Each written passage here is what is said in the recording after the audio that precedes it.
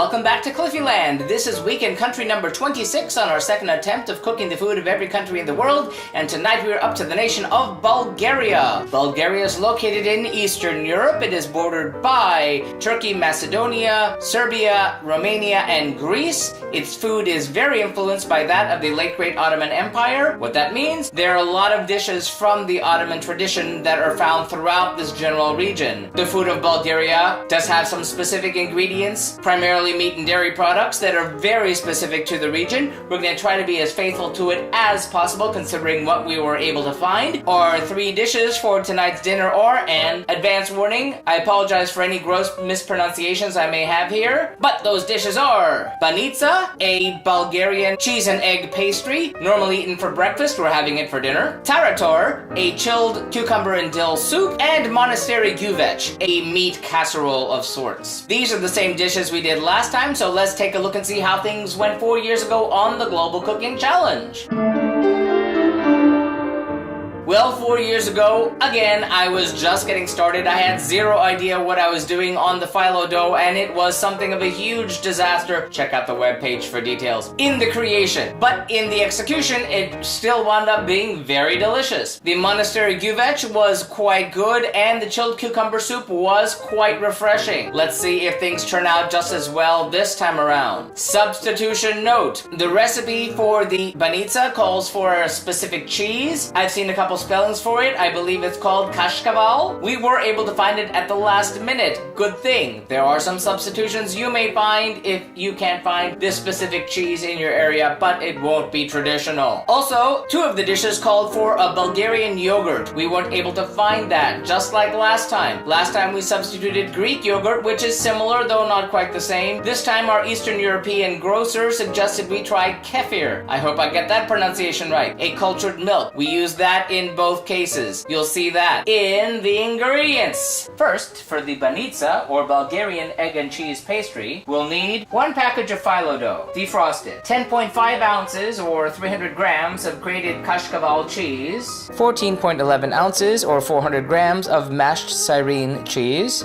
4 eggs separated in 3 and 1 stick of melted butter, 1/2 teaspoon of baking soda, and 1/2 cup of kefir, cultured milk, substituted here for Bulgarian yogurt. Then, for the Tarator, or chilled cucumber soup, 2 small cucumbers, peeled and diced, 3 cups of kefir, substituted here for Bulgarian yogurt, 1 tablespoon of olive oil, 3 cloves of garlic, crushed, optionally 2 to 3 cups of ice water, dill for garnish, and salt. And then, for the Monastery Gyuvetch, or Bulgarian meat casserole, we'll need 2 pounds of beef cut into 2-inch cubes, 4 tomatoes diced, 1/2 pound of mushrooms washed and sliced. Here we've used baby bellas, 1 cup of long grain rice, 1 onion chopped, 15 black olives pitted, 2 tablespoons of vegetable oil, 1 tablespoon of butter, 1 tablespoon of sugar, 2.5 cups of beef stock, salt and pepper to taste, and Hungarian paprika to taste. Well, that does it for that. Let's get cooking.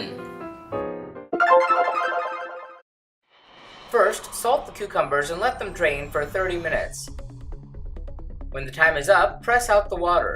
Place the drained cucumbers in a blender and add kefir, cultured milk, olive oil, crushed garlic cloves, and blend until smooth. Test for consistency and add water if needed. Move to a container and refrigerate until dinner. First, preheat your oven to 350 degrees Fahrenheit. Then to a bowl, add the grated Casserole cheese, Cyrene cheese, 3 eggs, kefir, cultured milk or Bulgarian yogurt. Mash and mix thoroughly. Open the package of phyllo dough, melt the butter and grease the springform baking tin. Lay 3 to 4 sheets of phyllo dough on a clean surface. Brush the sheets with melted butter. Spoon 3 to 4 tablespoons of the mixture along one edge. Carefully roll up the dough around the mixture and coil in the center of a baking tin. Repeat with the remaining dough and mixture. Continue until all used up or the tin reaches its limit. Mix the remaining egg with baking soda, brush the egg mixture over the pastry, and bake at 350 degrees Fahrenheit for 40 to 50 minutes, and let rest for 15 minutes before serving. Heat the oil in a saucepan over medium heat. Brown the beef for about 5 minutes. Add onions, beef stock, and paprika. Cook for 5 minutes. Then add mushrooms and rice and simmer for 15 minutes. Preheat your oven to 400 degrees Fahrenheit and add tomatoes, salt to taste, butter, sugar, and olives. Cook for another 5 minutes and transfer to an earthenware casserole dish. Bake for 30 minutes at 400 degrees Fahrenheit. Ladle the soup into bowls. Dress with dill. Remove the casserole from the oven, season with pepper, and dress with chopped parsley. Remove the pastry from the baking tin, slice and serve. Scoop servings of the casserole, and enjoy.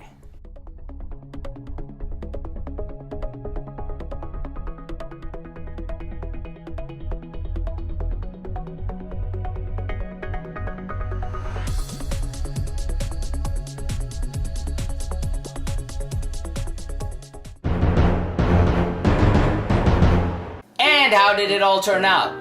Well, the Monastery Gyuvetch was very nice. The meat was a little bit on the chewy side, and I really wish that the recipe would have called for seasoning throughout instead of just at the end in one portion in the middle, because it was under-seasoned. That's kind of more of a me problem. Still, I'm gonna give the Monastery Gyuvetch 4 out of 5 globes, because it was very good. Just remember to add more salt and paprika. The Tarator, or chilled cucumber soup, was delightful. It had a surprising kick that I don't know exactly what it came from. Probably the cucumbers. Still, a great chilled soup, probably one of the best ones we've had so far. I'm giving that one 4 out of 5 globes. Edging on 5. And lastly, the Banitsa. It was fluffy. The texture was perfect. The cheese was great. It was a score all around. The fact that I had the springform tin really helped in being able to serve it instead of having to pull it out of a casserole. We fought ourselves to not finish the entire thing in one night. I'm gonna give the Banitsa 5 out of 5 globes. Stupendous. Well, that does it for tonight. Remember, if you'd like to see our streams live when they happen, feel free to follow us on